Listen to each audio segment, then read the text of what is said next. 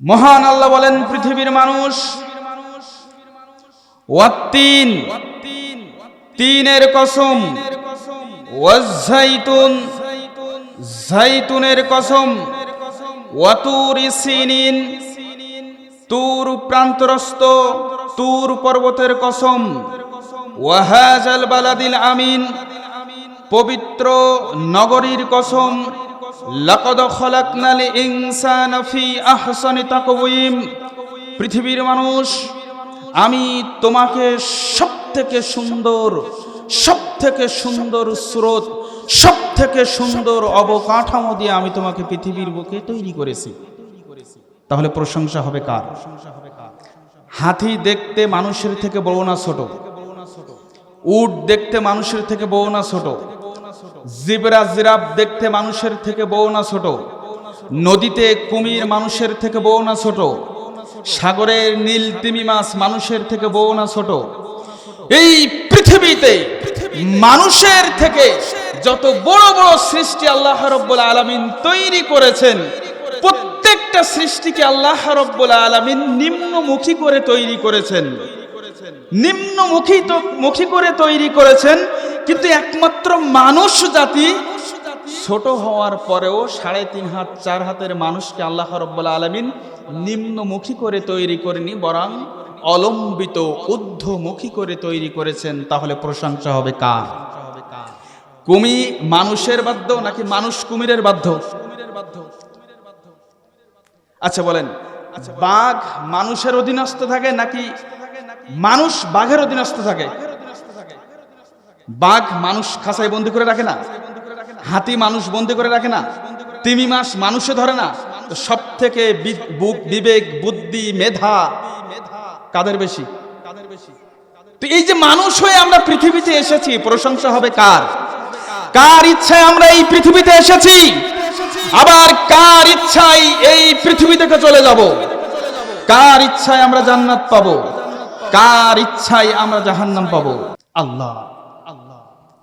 তাহলে হৃদয়ের অন্তরের অন্তরস্থান থেকে ওই আল্লাহ সুবহানাহু ওয়া তাআলার শুকরিয়া জ্ঞাপন করি, চিল্লায়ে বলি আলহামদুলিল্লাহ, আর জোরে বলি আলহামদুলিল্লাহ। মহান আল্লাহ রাব্বুল আলামিনের কাছে পৃথিবীর মধ্যে যত বাক্য রয়েছে, তার মধ্যে 4টা বাক্য আল্লাহ সুবহানাহু ওয়া তাআলার কাছে সবথেকে শ্রেষ্ঠ। কয়টি? আল্লাহ রাব্বুল আলামিনের কাছে এই পৃথিবীতে যত শব্দ ভান্ডার রয়েছে, এই পৃথিবীতে যত বাক্য রয়েছে, আল্লাহ সুবহানাহু ওয়া তাআলার কাছে সবথেকে পছন্দনীয় বাক্য হচ্ছে 4টা। কয়টি? 1, আল্লাহর কাছে পছন্দনীয় বাক্য হচ্ছে সুবহানাল্লাহ। 2, আল্লাহর কাছে সবথেকে পছন্দনীয় বাক্য হচ্ছে আলহামদুলিল্লাহ। 3, আল্লাহর কাছে সবথেকে পছন্দনীয় বাক্য হচ্ছে লা ইলাহা ইল্লাল্লাহ। 4, আল্লাহর কাছে সবথেকে পছন্দনীয় বাক্য হচ্ছে আল্লাহু আকবার। সুবহানাল্লাহ বলি।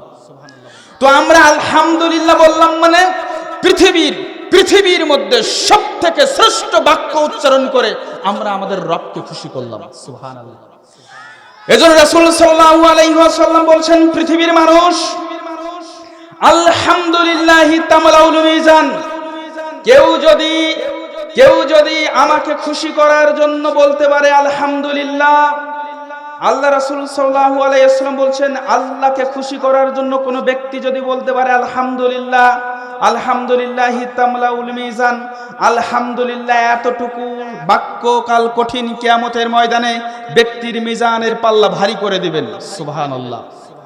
রাসূল সাল্লাল্লাহু আলাইহি ওয়াসাল্লাম বলেছেন, আফজালুদ দোয়া, এই পৃথিবীতে যত দোয়া রয়েছে মর্যাদার দিক থেকে সর্বোত্তম দোয়া হচ্ছে আলহামদুলিল্লাহ। সুবহানাল্লাহ। তো এই যে আমরা সুবহানাল্লাহ বললাম, আসমান জমিনের ফাঁকা অংশটুকু আল্লাহ রাব্বুল আলামিন নেকি দিয়ে পূর্ণ করে দেবেন। সুবহানাল্লাহ। তাহলে আলহামদুলিল্লাহ বলার প্রয়োজন আছে কিনা নাই? কেউ যদি ভালো করে বোঝার চেষ্টা করবেন, কেউ যদি সূর্যোদয়ের আগে সূর্য অস্তের আগে 100 বার সুবহানাল্লাহ বলে, তাহলে ওই ব্যক্তি 100টি পশু কোরবানি দিলে যেই সওয়াব পেত, 100 বার সুবহানাল্লাহ বললে তার থেকেও বেশি নেকি সে পাবে। পৃথিবীর মধ্যে কোনো ব্যক্তি সূর্যোদয়ের আগে, সূর্য অস্তের আগে যদি আলহামদুলিল্লাহ এতটুকু শব্দ যদি বলতে পারে, তাহলে রাসূল সাল্লাল্লাহু আলাইহি ওয়াসাল্লাম বলছেন ওই ব্যক্তি যুদ্ধক্ষেত্রে 100টি ঘোড়া যদি দান করত, ওই দানের ফজিলাতে যতগুলো নেকি পেত ততগুলো নেকি ওই ব্যক্তি পেয়ে যাবে। রাসূল সাল্লাল্লাহু আলাইহি ওয়াসাল্লাম বলছেন পৃথিবীর বুকে কোনো ব্যক্তি যদি সূর্যোদয়ের আগে, সূর্য অস্তের আগে 100 বার যদি আল্লাহু আকবার বলতে পারে, তাহলে 100 গোলাম আজাদ করে যত নেকি পেত ওই ব্যক্তির আমলনামায় তত নেকি যুক্ত হয়ে যাবে। সুবহানাল্লাহ। তাহলে আলহামদুলিল্লাহ বলার প্রয়োজন আছে কিনা নাই? সুবহানাল্লাহ বলার প্রয়োজন আছে কিনা নাই? আল্লাহু আকবার বলার প্রয়োজন আছে কিনা নাই? আফজালুজ যিকির, সবথেকে সর্বোত্তম জিকির হচ্ছে লা ইলাহা ইল্লাল্লাহ। সুবহানাল্লাহ। দুরূদ ও সালাম বর্ষিত হোক সেই মহামানবের প্রতি। জাহেলিয়াতের নিকোষ কালে আধারে যখন সমগ্র মানবতা অন্ধকারচ্ছন্ন ছিল, বলুন তো চাঁদপুরের মানুষ এখন রাত নাকি দিন? সকালের কি উদিত হওয়ার মাধ্যমে এই রাত অপসারিত হয়ে যাবে? সূর্য। ঠিক জাহেলিয়াতের নিকোষ কালে আধারে যখন সমগ্র মানবতা অন্ধকারচ্ছন্ন ছিল, জাহেলিয়াতের অন্ধকারে যখন সমগ্র পৃথিবী অন্ধকারচ্ছন্ন ছিল, ঠিক সেই সময় একজন মহামানবের আগমন ঘটেছিল সকালের সোনালী রবির মতো, সুবহে সাদিকের মতো। যেই সুবহে সাদিকের ইমানি নূরের আলোকটা সেদিন শুধুমাত্র হেরা পর্বতের গুহাকে আলোকিত করেনি, সেদিন আলোকিত করেছিল মক্কা, মদিনা, হেজাজ, আবিসিনিয়ার সহ সমগ্র বসুন্ধরা, যার মতো কোনো মানব অদ্যবধি এই পৃথিবীতে আসেনি এবং কিয়ামতের উষার উদয়কাল পর্যন্ত যার মতো কোনো মানব আর এই ধরিত্রীর মাঝে আগমন করবেন না। নবীজি বিশ্ব নবী মুহাম্মদুর রাসূলুল্লাহ, রাসূল সাল্লাল্লাহু আলাইহি ওয়াসাল্লাম বলেছেন, কোন একটা জায়গায় যখন কোরআন তেলাওয়াত করা হয়, কোন একটা ঘর অথবা কোন একটা জায়গায় যখন কোরআন এবং হাদিসের কথা বলা হয়, নাজালাত আলাইহিমিস সাকিনা, আল্লাহ তখন এত বেশি খুশি হয়ে যায়, ওই জায়গার উপরে আল্লাহ প্রশান্তি নাজিল করেন। সুবহানাল্লাহ। রাসূল সাল্লাল্লাহু আলাইহি ওয়াসাল্লাম এরপরে বলছেন ওয়া গাশিয়াতুহুমুর রাহমা, পৃথিবীর বুকে কোনো ব্যক্তি যখন তাবলীগে ইজতেমা করে, জালসা করে, কোরআন হাদিসের আলোচনা করে, ওয়া গাশিয়াতুহুমুর রাহমা, আল্লাহ সুবহানাহু ওয়া তাআলা ওই জায়গাটুকু রহমত দিয়ে ঢেকে দেন। এরপরে রাসূল সাল্লাল্লাহু আলাইহি ওয়াসাল্লাম বলছেন ওয়া হাফফাতহুমুল মালায়েকা, পৃথিবীর বুকে যদি কোনো ব্যক্তি, যদি কোনো কওমের মানুষেরা কোরআনের আলোচনা করে, ওয়া হাফফাতহুমুল মালায়েকা, আল্লাহ রাব্বুল আলামিন ফেরেশতাদেরকে দিয়ে ওই জায়গাটুকু ঘেরাওয়া করে রাখেন। যখন বাংলাদেশের বুকে আমরা দেখি বাহিরের থেকে কোনো গেস্ট যখন আমাদের দেশে আসে, তখন সরকার থেকে এসএসএফ স্পেশাল সিকিউরিটি দিয়ে তাদেরকে ঘেরাও করে রাখে না কেন? তারা ভিআইপি গেস্ট। কিন্তু আল্লাহ রাব্বুল আলামিনের কাছে আমরাও ভিআইপি গেস্ট, বুঝলেন না? কেননা কোরআনের মর্যাদার কারণে, ইলমের মর্যাদার কারণে স্পেশাল কোনো ভিআইপি গেস্ট আসে, যেমন সরকার তাদেরকে সিকিউরিটি দেয়। কোন ব্যক্তি, কোন কওমের মানুষেরা যখন কোরআন তেলাওয়াত করে, এভাবে দ্বীনি আলোচনা করে, তখন আল্লাহ রাব্বুল আলামিন স্পেশাল ভাবে আসমান থেকে কিছু ফেরেশতা এই জমিনে পাঠিয়ে দেন, বলে যে তোমরা ওদেরকে ঘিরে রাখো। বলুন তো আমরা এখন স্পেশাল কার গেস্ট? তাহলে এই গেস্ট আমরা যে হলাম, এটা কিসের কারণে? কোরআনের মর্যাদার কারণে, ইলমের কারণে।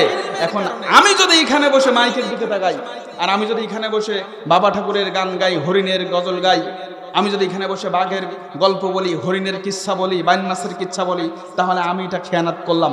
আর আপনি যদি ওখানে বসে অযথা কথা বলেন, অযথা মাইক ম্যানের দিকে তাকিয়ে থাকেন, অযথা বসে বাদাম খান, অযথা বসে যদি আপনি গল্প গুজব করেন, তাহলে আপনি আপনার সময়ের খেয়ানত করলেন। প্রিয় ভাই আমার, আজকের বক্তব্যের বিষয় যুব সমাজ ধ্বংসের কারণ এবং তার প্রতিকার। এ ব্যাপারে বক্তব্য শোনার প্রয়োজন আছে কিনা নাই?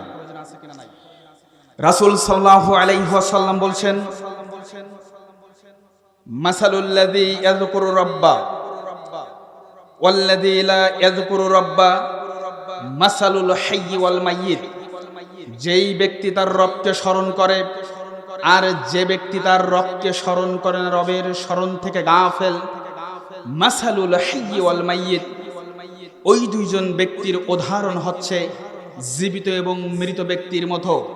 অর্থাৎ যেই যুবক তার রবের নিকটে আনুগত্য প্রকাশ করেছে, এই যুবক শক্তিবান যুবক, এই যুবক বলিয়ান যুবক, এই যুবক জীবিত যুবক। আর যেই যুবক তার রবকে স্মরণ করে না, তার রবের নিকটে মাথা নত করে না, সালাত পড়ে না, তার রবের জিকির করে না, এই যুবক গায়ে শক্তি থাকতে পারে, শারীরিক সক্ষমতা থাকতে পারে, এরপরেও এই যুবক হচ্ছে মৃত যুবক। বাণী থেকে মুহাম্মদ, যেই যুবক সালাত পড়ে, চাঁদপুরের মাটিতে যেই যুবক সালাত আদায় করে, আর যেই যুবক সালাত আদায় করে না, যেই যুবক আল্লাহকে স্মরণ করে আর যেই যুবক আল্লাহকে স্মরণ করে না, যে করে এ জীবিত আল্লাহ রাসূলের দৃষ্টিতে, আর যে করে না এ জীবিত হলেও এ মৃত আল্লাহ রাসূলের দৃষ্টিতে। সুতরাং এখন যদি আমি দেখি যে আমাদের অধিকাংশ যুবক আমাদের সমাজে, আমি যেন দেখি তারা মৃত, তারা আর জীবিত নেই, ইকো হয়ে গেল না? সাউন্ড কোয়ালিটি কিন্তু এখনো ভালো হয়নি, আপনি চেষ্টা করেন। রাসূল সাল্লাল্লাহু আলাইহি ওয়াসাল্লাম বলেন, সাবাতুন ইজুল্লুহুমুল্লাহু ফি জিল্লিহি ইয়াওমা লা জিল্লা ইল্লা জিল্লুহু। কাল কঠিন কিয়ামতের ময়দানে 7 শ্রেণীর ব্যক্তিকে আল্লাহ রাব্বুল আলামিন আরশে আজিমের নিচে ছায়া প্রদান করবেন। ওয়া শাব্বুন নাশা ফি ইবাদাতি রাব্বিহি, যেই যুবক তার যৌবন বয়সে আল্লাহর ইবাদত করেছে, আল্লাহর আনুগত্য প্রকাশ করেছে, এই যুবককে আল্লাহ রাব্বুল আলামিন কাল কঠিন কিয়ামতের ময়দানে আরশে আজিমের নিচে ছায়া প্রদান করবেন। রাসূল সাল্লাল্লাহু আলাইহি ওয়াসাল্লাম বলছেন, পৃথিবীর মানুষ ইকতানিব খামসান ক্বাবলা খামসিন, তোমরা 5টি জিনিসের পূর্বে তোমরা 5টি জিনিসকে মূল্যায়ন করো। শাবাবাকা ক্বাবলা হারামিকা, তোমরা তোমাদের বার্ধক্যের পূর্বে তোমরা তোমাদের যৌবন কালকে মূল্যায়ন করো। তো আল্লাহ রাসূল সাল্লাল্লাহু আলাইহি ওয়াসাল্লাম কোন কালকে মূল্যায়ন করতে বলেছেন? শৈশব? না না না না, শৈশব না। তাহলে কোন কাল? কৈশোর না, বার্ধক্য না। আল্লাহ রাসূল সাল্লাল্লাহু আলাইহি ওয়াসাল্লাম বলছেন, পৃথিবীর বুকে কোনো ব্যক্তি যদি যৌবন কাল পায়, তাহলে তার জন্য উচিত সবথেকে তার যৌবন কালের সদ্ব্যবহার করা। অর্থাৎ 20 থেকে 40 বছরের এই সময়টা আল্লাহর কাছে সবথেকে প্রিয়, সবথেকে সেনসিটিভ সময় হচ্ছে আল্লাহর কাছে একজন মানুষের 20 থেকে 40 বছরের এই সময়টি। আর এই সময় যদি আপনার হেলাই খেলাই কেটে যায়, তাহলে তো সমস্যা আছে। বলছিলাম, যুব সমাজ ধ্বংসের অন্যতম একটা কারণ হচ্ছে ত্রুটিপূর্ণ শিক্ষা ব্যবস্থা। ত্রুটিপূর্ণ শিক্ষা ব্যবস্থা কি হুজুর? আহা, বুঝলেন না? ত্রুটিপূর্ণ শিক্ষা ব্যবস্থা মানে আমাদের সমাজে যেই সিলেবাস বর্তমান ছাড়া হয়েছে, এই সিলেবাস কোনো ইসলামিক সিলেবাস না, কোরআনিক সিলেবাস না, এটাই হচ্ছে ত্রুটিপূর্ণ শিক্ষা ব্যবস্থা। ত্রুটিপূর্ণ শিক্ষা ব্যবস্থা কি? ছেলে মেয়ে একই সাথে কোএডুকেশন যে শিক্ষা ব্যবস্থা, এটা হচ্ছে ত্রুটিপূর্ণ শিক্ষা ব্যবস্থা।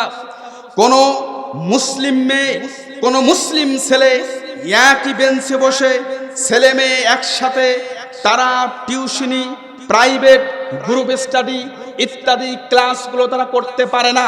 কেন? একজন ছেলের জন্য, একজন পুরুষের জন্য পৃথিবীর বুকে, আসমানের নিচে, জমিনের উপরে সবথেকে বড় ফিতনা হচ্ছে বেগানা নারী। রাসূল সাল্লাল্লাহু আলাইহি ওয়াসাল্লাম বলেন, ইন্না মিন আশরাতিস সাআব, কিয়ামতের একটা আলামত হচ্ছে ওয়া ইজহারুল ফিতান, পৃথিবীতে ফিতনা ফাসাদ বেড়ে যাবে। ও সাহাবারা শোনো, আমি মুহাম্মদ সাল্লাল্লাহু আলাইহি ওয়াসাল্লাম বলছি, আমি মুহাম্মদ সাল্লাল্লাহু আলাইহি ওয়াসাল্লাম বলছি, মা তারাকতু বাদি ফিতনাতান হিয়া দারু আলার রিজালি মিনান নিসা। আমি মুহাম্মদ সাল্লাল্লাহু আলাইহি ওয়াসাল্লাম বলছি, আমার মৃত্যুর পরে আমি তোমাদের জন্য, পুরুষের জন্য সবথেকে বড় যে ফিতনা দেখি, সেটা হচ্ছে বেগানা নারী। তো পুরুষের জন্য সবথেকে বড় ফিতনা হচ্ছে একজন বেগানা নারী, বেগানা মেয়ে। তো ছেলে মেয়ে একসাথে বসে যদি গ্রুপ স্টাডি করে, ছেলে মেয়ে একসাথে বসে যদি টিউশনি করে, ছেলে মেয়ে একসাথে বসে যদি ক্লাস করে, তাহলে সেটা হচ্ছে ত্রুটিপূর্ণ শিক্ষা ব্যবস্থা। এই শিক্ষা ব্যবস্থা থেকে আমাদেরকে বেরিয়ে আসতে হবে। আমাদের সিলেবাস থেকে হট্টিমা টিমের গল্প উঠিয়ে দিতে হবে।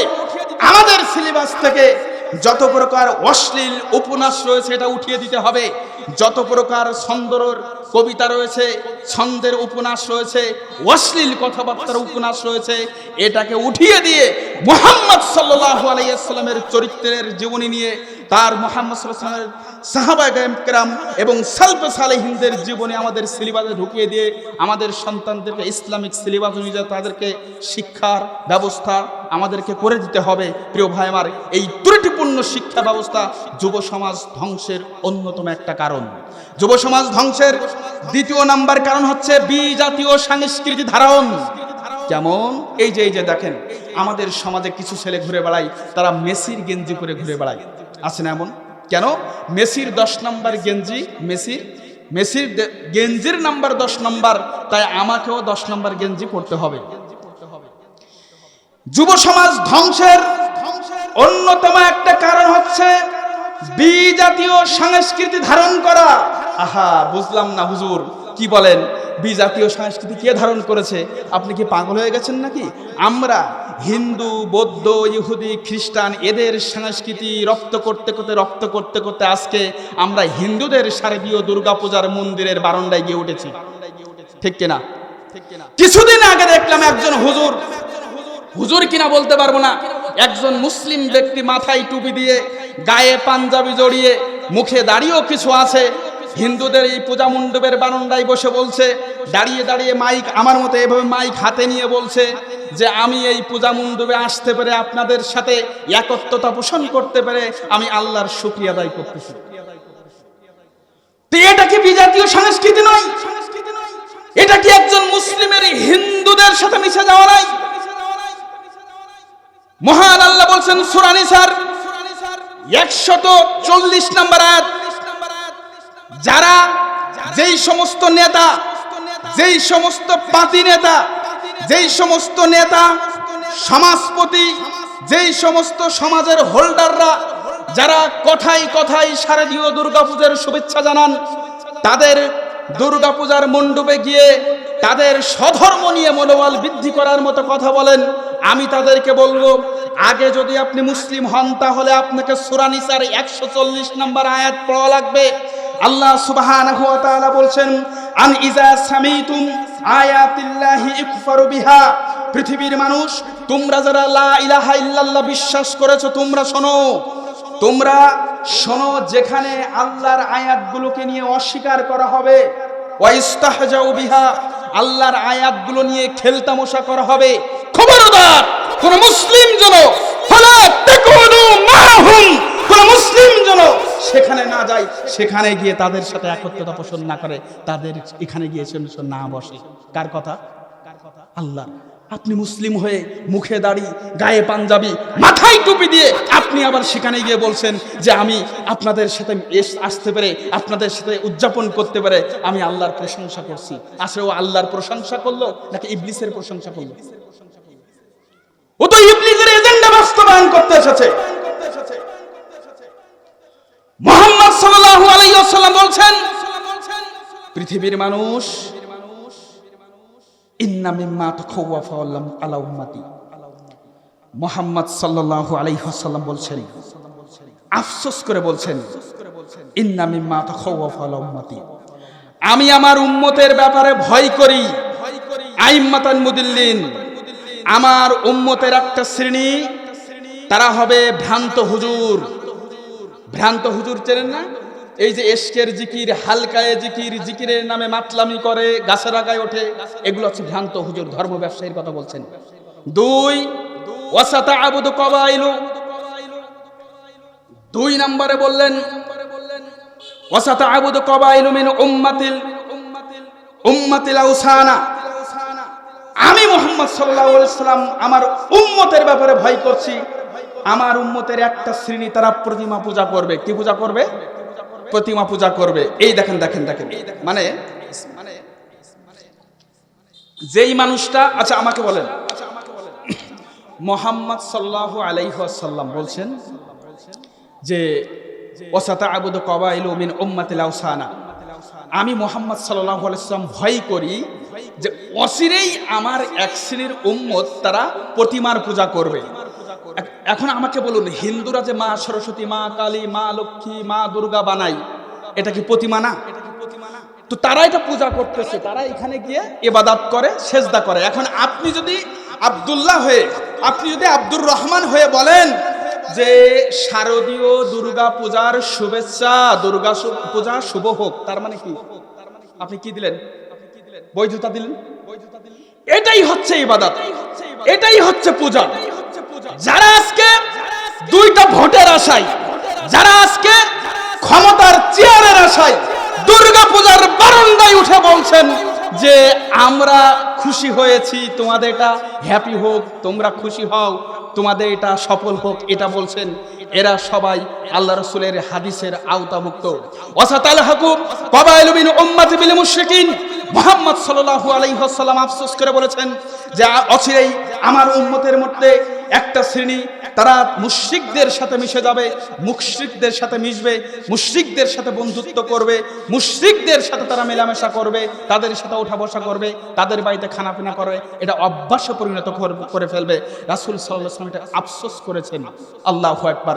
ধরুন যে এক জায়গায় মদ খাচ্ছে, কিভাবে বলি, একটা বাড়িতে মদ খাচ্ছে, একটা জায়গায় মদ খাচ্ছে, মদ হালাল নাকি হারাম? এখন আপনি যদি বলেন যে হ্যাপি ড্রিঙ্কিং হবে, এক জায়গায় শুয়োরের গোশত খাচ্ছে, শুয়োরের গোশত হালাল নাকি হারাম? এখন আপনি বলছেন যে শুয়োরের গোশত খাওয়া শুভ হোক, হালাল নাকি হারাম?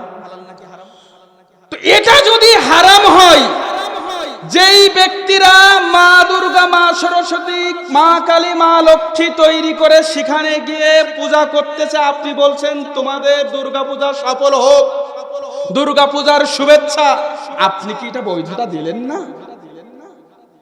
কি ভুল বললাম নাকি কথা? ভাই এখানে এসে বসেন, দেখতে ভালো লাগবে, এখানে এসে বসেন, এক জায়গায় সেখানে বসেন, আপনি আসেন। বুঝতে পারলেন না? বুঝতে পারলেন না? তো এটা তো একই, মানে আপনি বলছেন হ্যাপি ড্রিঙ্কিং, মদের বেলায় বলছেন হারাম। কেউ যদি বলে শুয়োরের গোশত খাওয়া শুভ হোক, সেটা হচ্ছে হারাম। আর যখন বিভিন্ন প্রতিমার পূজা হচ্ছে, আপনি গিয়ে যখন বলছেন যে তোমাদের এই অনুষ্ঠান শুভ হোক, এটা হারাম হচ্ছে না, কারণ এখানে ভোট আছে, তাই স্পষ্টভাবে হারাম। মহান আল্লাহ বললেন, আমি কাফের এবং মুশরিকদেরকে জাহান্নামের মধ্যে একত্রিত করে তাদেরকে এক জায়গায় রাখবো। কাফেরদেরকে রাখবেন, আবার মুনাফিকদের রাখবেন। যারা ইসলামের মধ্যে এসে মুনাফিকি করেছে, তাদেরকে আল্লাহ রাব্বুল আলামিন জাহান্নামের এক জায়গায় রাখবেন। সুতরাং প্রিয় ভাই আমার, বিজাতীয় যত সংস্কৃতি রয়েছে, বিজাতীয় যত অনুষ্ঠান রয়েছে, কোন মুসলিম এই অনুষ্ঠানে তারা উদযাপন করতে পারবে না, যোগ দিতে পারবে না, শুভেচ্ছা জানাতে পারবে না, হ্যাপি ডে এটা জানাতে পারবে না। সেটা ক্রিসমাস ডে হোক, সেটা অন্য কোনো দিবস হোক, সেটা কোনো ভ্যালেন্টাইন ডে হোক, সেটা কোনো অন্য কোনো বিধর্মীদের অনুষ্ঠান হোক, মুসলিমদের জন্য অনুষ্ঠান হচ্ছে তিনটা। পৃথিবীতে একজন মুসলিমের জন্য অনুষ্ঠান হচ্ছে তিনটা। এক, ঈদ উল ফিতর, দুই, ঈদ উল আযহা, তিন, জুমাবার। এই তিনটা দিন হচ্ছে উদযাপনের দিন। এছাড়া পৃথিবীতে আর কোনো উদযাপনের দিন মুসলিমের জন্য নেই। সুতরাং এই বিজাতীয় সংস্কৃতির প্রভাবে আমাদের মুসলিম সমাজ আজকে ধ্বংস হয়ে যাচ্ছে। আমি অনেক যুবককে দেখাতে পারবো যে একটা সোসাইটির একটা সঙ্গে বা কোনো একটা ক্লাবের কয়েকজন যুবক মিলে একসাথে তারা রাত্রি বের হয়, একবার এই পুজোর মণ্ডপে যায়, আর একবার আরেক পুজো মণ্ডপে যায়। একদিনে 10টা মন্দির তারা পরিদর্শন করে আসে। এই বাংলাদেশের বুকে 10 থেকে 12 সর্বোচ্চ 15% দুর্গাপূজার উৎসব, কিন্তু তাদের উৎসবে গেলে দেখে মনে হয় না এটা এই বাংলাদেশের বুকে 10% 15% কোনো মানুষের অনুষ্ঠান, এটা মনে হয় যে মুসলিমের অনুষ্ঠান। প্রিয় ভাই আমার, সুতরাং এ থেকে আমাদেরকে বিরত থাকতে হবে। রাসূল সাল্লাল্লাহু আলাইহি ওয়াসাল্লাম বলেন, মান তাশাব্বাহা বিকাউমিন ফাহুয়া মিনহুম। কোন ব্যক্তি যদি বিজাতীয় কোনো সংস্কৃতি ধারণ করে, কোন কওমের সংস্কৃতি যদি ধারণ করে, সে তাদেরই অন্তর্ভুক্ত হবে। সুতরাং পৃথিবীর বুকে এই ধরনের বিজাতীয় সংস্কৃতি থেকে নিজেকে সর্বদা বিরত রাখতে হবে। এবার আসুন, অশ্লীল পোশাক, অশ্লীলতা, লজ্জা না থাকা, লজ্জা লালন না করা, এটা হচ্ছে লজ্জা লালন না করা, এটা হচ্ছে যুব সমাজ অধঃপতনের মূল কারণ। কেন? আজকে হাজারো পরিবারে আমরা দেখতে পাই, এগুলোকে আবার বলে কনজারভেটিভ ফ্যামিলি। কি বলে? Conservative family. আশ্চর্য ব্যাপার, সম্ভ্রান্তশীল পরিবার। আমি অনেক সম্ভ্রান্তশীল পরিবারে গিয়েছি, অনেক কনজারভেটিভ পরিবারও দেখেছি যে তারা ঘরের মধ্যে কুকুর বসে। অনেক কনজারভেটিভ পরিবারে গিয়ে দেখেছি তার মেয়ে ফতুয়া গায়ে দিয়ে, গেঞ্জি গায়ে দিয়ে, প্যান্ট পরে ঘুরে বেড়ায়। সে আবার হজও করেছে, মুখে দাঁড়িয়ে রেখেছে, বলে আমার মেয়ে লেটার মার্ক পেয়েছে, প্লাস পেয়েছে। এমন হাজারো মেয়ের বাবা আছে, মেয়েকে নিয়ে গর্ব করে। কেন? মেয়ে লেটার মার্ক পেয়েছে বা স্কুল সেরা হয়েছে, কিন্তু মেয়ে যে পুরুষের গেঞ্জি পরে, মেয়ে যে পুরুষের প্যান্ট পরে, এ ব্যাপারে এই পিতার লজ্জাবোধ হয় না। রাসূল সাল্লাল্লাহু আলাইহি ওয়াসাল্লাম বলছেন, ভালো করে বুঝবেন, প্লিজ বি অ্যাটেনশন। আপনি একটু হাদিস শুনুন। আমি হয়তো বা গান গজল টজল গাবো না, কিন্তু যতক্ষণ এখানে বসবো হাদিসের উপরে বসবো, কোরআনের আয়াতের উপরে আমি কথা বলবো ইনশাআল্লাহ। হাদিস এবং কোরআনের আয়াত আমি সাবমিট করব প্রত্যেকটা সময়, সেকেন্ডে। আব্দুল্লাহ ইবনে আব্বাস রাদিয়াল্লাহু তাআলা আনহু বলছেন, লাআনা রাসূলুল্লাহ সাল্লাল্লাহু আলাইহি ওয়াসাল্লাম, আল্লাহ রাসূল অভিশাপ দিয়েছেন। অভিশাপ দিয়েছেন কে? আল্লাহ রাসূল। আরে পৃথিবীর বুকে অন্য কেউ নাই, বিশ্বনবী অভিশপ্ত করেছেন আল মুকান্নাসিনা মিনার রিজালে ওয়াল মুতারাজ্জিলাতি মিনান নিসাই। ওই যুবক, ওই মেয়ে, ওই যুবককে, যেই পুরুষেও নারীর ভঙ্গিমা অনুসরণ করে, ওই মেয়েকে অভিশাপ দিয়েছেন যেই মেয়ে হয়েও পুরুষের ভঙ্গিমা অনুসরণ করে। অধিকাংশ মেয়ে এখন পুরুষের টি শার্ট পরে, অধিকাংশ মেয়ে পুরুষের গেঞ্জি পরে, অধিকাংশ মেয়ে পুরুষের জুতা স্যান্ডেল এগুলো পরে, অধিকাংশ মেয়ে পুরুষ যে প্যান্ট পরে সেই প্যান্ট পরে, অধিকাংশ মেয়ে পুরুষের মতো করে এখন চুল রাখে, অধিকাংশ মেয়ে এখন পুরুষের ভঙ্গিমায় চলে। পুরুষ এখন যেই ধরনের বাইক চালায়, এখন আমরা দেখি যে আমাদের এই কনজারভেটিভ ফ্যামিলি আর আমাদের এই সম্ভ্রান্তশীল পরিবারের মেয়েদের ওই একই বাইক চালাতে দেখে রাসূল সাল্লাল্লাহু আলাইহি ওয়াসাল্লাম বলছেন, পৃথিবীর মানুষ তোমরা শোনো, ইন্না লিকুল্লি দীনিন খুলুকা, প্রত্যেকটা দিনের একটা চরিত্র আছে। ইন্না লিকুল্লি দীনিন খুলুকা, প্রত্যেকটা ধর্মের একটা স্বভাব আছে। ইন্না লিকুল্লি দীনিন খুলুকা, প্রত্যেকটা ধর্মের একটা চরিত্র, একটা স্বভাব আছে। অখলুকুল ইসলামি আল হায়া, আর ইসলাম ধর্মের স্বভাব হচ্ছে লজ্জা। ইসলাম ধর্মের স্বভাব কি? চিল্লায় বলেন, ইসলাম ধর্মের স্বভাব কি? ইসলাম ধর্মের স্বভাব কি? লজ্জা। যেই মেয়ে পুরুষের গেঞ্জি প্যান্ট পরে ঘুরে বেড়ায়, যে না, হিন্দুদের কথা বলছি না, যেই মুসলিম মেয়ে পুরুষের গেঞ্জি প্যান্ট টি শার্ট ক্যাপ এগুলো পরে ঘুরে বেড়ায়, এই মেয়ে বেহায়া লজ্জা লালন করে না, এই মেয়ের মা বেহায়া লজ্জা লালন করে না, এই মেয়ের বাবা বেহায়া লজ্জা লালন করে না, এই মেয়ের ভাইও বেহায়া লজ্জা লালন করে না, এর পুরো গোষ্ঠীই যেন বেহায়া, কারণ এর কোনো লজ্জাই নেই। রাসূল সাল্লাল্লাহু আলাইহি ওয়াসাল্লাম বলছেন যে আল হায়াউ মিনাল ঈমান, আল হায়াউ মিনাল ঈমান, লজ্জা আছে যার ঈমান আছে তার, ওয়াল ঈমানু ফিল জান্নাহ, ঈমান আছে যার জান্নাত আছে তার। ওয়াল বাজাউ মিনাল জাফাউ, দুরচরিত্র যার নির্লজ্জতাও তার, ওয়াল বাজাউ ফিন্নার, আর দুরচরিত্র নির্লজ্জতা যার জাহান্নামও তার।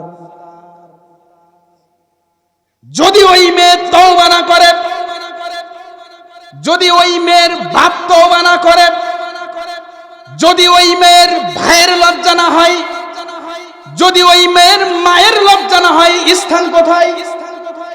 কোথায়? ওয়াল বাজাউ ফিন্নার, জাহান্নাম। কোথায় যাবে?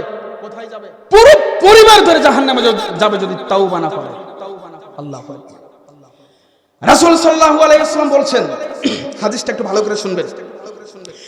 রাসূল সাল্লাল্লাহু আলাইহি ওয়াসাল্লাম বলছেন যে কোন বান্দার মধ্যে যদি দুইটা জিনিস থাকে তাহলে আল্লাহ রাব্বুল আলামিন ওই বান্দাকে সবথেকে বেশি পছন্দ করেন। দুইটা বৈশিষ্ট্য কি? এক, আল হিলমু, বুদ্ধি দিয়ে যে এই যুবক কথা বলে, ব্রেন দিয়ে যে এই যুবক কথা বলে, এই যুবককে আল্লাহ পছন্দ করেন, এই মানুষটাকে আল্লাহ পছন্দ করেন। ওয়াল হায়াউ, লজ্জা আছে যেই ব্যক্তির মধ্যে, শরম আছে যেই ব্যক্তির মধ্যে, এই ব্যক্তিকে আল্লাহ রাব্বুল আলামিন বেশি পছন্দ করেন। সুবহানাল্লাহ। তাহলে মুসলিম যুবক যুবতী বোন আমার, তোমাকে ব্রেন দিয়ে কথা বলতে হবে, বিবেক দিয়ে চলতে হবে, মন দিয়ে নাই, মন যা চাই তা দিয়ে নয়, বরং বিবেক যা চাই তাই দিয়ে চলতে হবে। ওয়াল হায়াউ, তোমাকে লজ্জা করে চলতে হবে। লজ্জা হচ্ছে নারীর ভূষণ, লজ্জা হচ্ছে ঈমানের ভূষণ। আল হায়াউ লা ইয়াতি ইল্লা বিখাইর, লজ্জাশীলতা কল্যাণ ছাড়া কিছু আনতে পারে না। সুতরাং আজকে আমরা দেখি যুব সমাজ ধ্বংসের অন্যতম একটা কারণ হচ্ছে লজ্জা না থাকা। আজকে আমরা দেখি আমাদের সমাজে যেমন একজন যুবক ছেলেরও যেমন লজ্জা নাই, একটি যুবতী মেয়েরও তেমন লজ্জা নাই। একটা লজ্জাহীন পরিবার, একটা লজ্জাহীন সমাজে আমরা বসবাস করতেছি। এভাবে যখন ছেলে মেয়ের মধ্যে লজ্জা উঠে যাবে, তখন একজন মেয়ের প্রতি ছেলের, একজন ছেলের প্রতি মেয়ের লজ্জা উঠে যাবে, তখন পরিবার হবে নির্লজ্জ, সমাজ হবে নির্লজ্জ, একটা দেশ নির্লজ্জতার ইতিহাসের আস্থা করে নিক্ষেপ হবে। এই মুসলিম সমাজ আর কোনোদিন লজ্জা বুঝবে না। প্রিয় ভাই আমার, সুতরাং যুব সমাজ ধ্বংসের অন্যতম একটি কারণ হচ্ছে ব্যক্তির মধ্যে লজ্জা না থাকা। এরপরে আসুন, যুব সমাজ, এই বাচ্চারা সামনে কথা বলো না, এই হুজুর, হ্যালো, সামনে কথা বলো না, বুঝতে পেরেছো? সামনে কেউ কথা বলবে না। যুব সমাজ ধ্বংসের অন্যতম একটি কারণ হচ্ছে নেশাদার দ্রব্য পান করা। কি পান করা? আমাদের সমাজে এখন যদি বলি যে বিড়ি খাই কে কে, লজ্জায় কিন্তু হাত উঠাবো না, তার মানে আমরা জানি যে এটা লজ্জাজনক কাজ, তাই না? আবার যদি বলি যে জান্নাতে যাই কে কে, সবাইকে উঠাবো, সবাই হাত উঠাবো। কেন? সবাই আমরা জান্নাত চাই। এবার যদি বলি আমরা বিড়ি ছাড়বো কে কে, রাসূল সাল্লাল্লাহু আলাইহি ওয়াসাল্লাম বলেছেন, সালাসাতুন কদ হারামাল্লাহু আলাইহিমুল জান্নাহ, তিন শ্রেণীর ব্যক্তির উপরে জান্নাত হারাম। হাদিস আমরা সবাই জানি, এ পাশে শায়েখও জানে, আল মুদমিনুল খরম, যেই ব্যক্তি নেশাদার দ্রব্য পান করে, এই ব্যক্তি যদি তাওবা না করে, তাওবা না করা অবস্থায় যদি মৃত্যুবরণ করে, স্থান কোথায়? জাহান্নাম। আমরা মনে করি নেশাদার দ্রব্য মানে মদ, গাঁজা, ফেন্সিডিল। এবার আমাকে বলুন, আচ্ছা আমি বলি শেখ, আমাদের সমাজে যেই ব্যক্তি জর্দা খায়, এই ব্যক্তি জর্দাকে হালাল মনে করে, সে বিড়ি সিগারেটকে হারাম মনে করে। আবার যেই ব্যক্তি বিড়ি সিগারেট খায়, এই ব্যক্তি বিড়ি সিগারেটকে হালাল মনে করে, সে মনে করে গাঞ্জা খাওয়া হারাম। আবার যেই সাধু গাঞ্জা খায়, ও বলে যে না, আমি গাঞ্জা খাই না, আমি তো সিদ্ধি পাতা খাই, বরং সিদ্ধি পাতা খাওয়া পবিত্র হালাল, বরং মদ খাওয়া এটা হচ্ছে হারাম। আবার যেই ব্যক্তি মদ খায়, ও মনে করে ফেন্সিডেল হারাম। আবার যে ব্যক্তি ফেন্সিডেল খায়, ও মনে করে যে না, ফেন্সিডেল হালাল, বরং হিরোইন, আঠা এগুলো হচ্ছে হারাম। মানে আমরা সবাই সবার জায়গায় আমরা আমাদের খাবারটাকে হালাল করে নিয়েছি। সাধু যেমন বলে সিদ্ধি পাতা হালাল, ঠিক এক শ্রেণীর জর্দাখোর হুজুরও বলে জর্দা খাওয়া কি বলেন হালাল, আছে না? কিন্তু আমি একটা কথা আপনাদেরকে বলি, আপনাদের এই এলাকায় চায়ের দোকানদার, আপনাদের এলাকায় যিনি চায়ের দোকানদার যিনি চা বিক্রয় করেন, আপনাদের এই দোকানদার, এই এলাকার চায়ের দোকানদার যখন চা বিক্রি করে সাথে কি বিক্রি করে? স্টিক বিক্রি করে। কি ওটা? বিড়ি। ভালো করে বুঝবেন, আপনাদের এলাকার যেই সিন্নি খাওয়া হুজুর, যেই বেদাতি হুজুর পানের সাথে জর্দা খায়, কি খায়? কি খায়? জর্দা খায়। যেই ব্যক্তি চায়ের দোকানে বসে বসে বিড়ি বিক্রি করে, কি বিক্রি করে? এখন আপনি আমি যদি গিয়ে বলি যে ভাই তুই মদ বিক্রয় করিস কেন, কি রেগে যাবে না? যে করি আমি বিড়ি সিগারেট বিক্রি, তুই আমার মদের অপবাদ দিচ্ছিস কিসের জন্য? যেই ব্যক্তি বিড়ি সিগারেট বিক্রয় করে আল্লাহ রসুল বলছেন ও ব্যক্তি মদ বিক্রয় করে। যে ব্যক্তি গাঁজা বিক্রয় করে আল্লাহ রসুল বলছেন ও ব্যক্তি মদ বিক্রয় করে। যে ব্যক্তি ইয়াবা, ফেন্সিডিল, আটা, হিরোইন বিক্রি করে আল্লাহ রসুল বলছেন না ও ইয়াবা, ফেন্সিডিল, আটা বিক্রি করে না, ও মদ বিক্রি করে। কি বিক্রি করে? জর্দা যদি হারাম হয় আর জর্দা যদি কেউ বিক্রি করে আল্লাহ রসুল বলছেন ও জর্দা বিক্রি করে না, ও কি বিক্রি করে? মদ। যে খায় আল্লাহ রসুল বলছেন ও জর্দা খায় না, ও কি খায়? মদ খায়। প্রমাণ কি? আল্লাহ রসুল সাল্লাল্লাহু আলাইহি ওয়াসাল্লাম বলছেন সাহাবারা শোনো, কুল্লু মুস্কিরিন হারাম, কুল্লু মুস্কিরিন খামরুন। পৃথিবীতে যত নেশাদার দ্রব্য রয়েছে সবটাই হচ্ছে মদ। অকুল্লু খামরিন হারাম। পৃথিবীতে যত মদ রয়েছে তার সবটাই হচ্ছে হারাম। তাহলে যে ব্যক্তি চায়ের দোকানে বিড়ি সিগারেট বিক্রয় করে ও আসলে বিড়ি সিগারেট বিক্রয় কেন, কি বিক্রি করে? যেই ব্যক্তি চায়ের দোকানে ঠ্যাংয়ের উপরে ঠ্যাং রেখে, মানে বুঝলেন তো ঠ্যাং মানে কি, পায়ের উপরে পা রেখে বিড়ি সিগারেট খায়, আসলেও বিড়ি সিগারেট খায় না। আল্লাহ রসুলের দৃষ্টিতে কি খায়? যেই ব্যক্তি বিড়িখোর, গাঞ্জাখোর, ফেন্সিখোর, আঠাখোর, বাবাখোর, সিদ্দিখোর, আসলে ও কি খোর? মদখোর। মদখোর না? আসলে মদখোর। আবার বলে গত বছর আমার একটা বক্তব্য শুনে বলে আফসোস লেগেছিল। কি? এক হুজুরের কাছে প্রশ্ন করতেছে মাহফিলের শ্রোতা যে হুজুর জর্দা খাওয়া হালাল নাকি হারাম? তা হুজুর ইনিয়ে বিনিয়ে উত্তর দিল, আর কিছু নস উপস্থাপন করে উত্তর দিল যে কিরে জর্দা খাওয়া কি হালাল? কেন?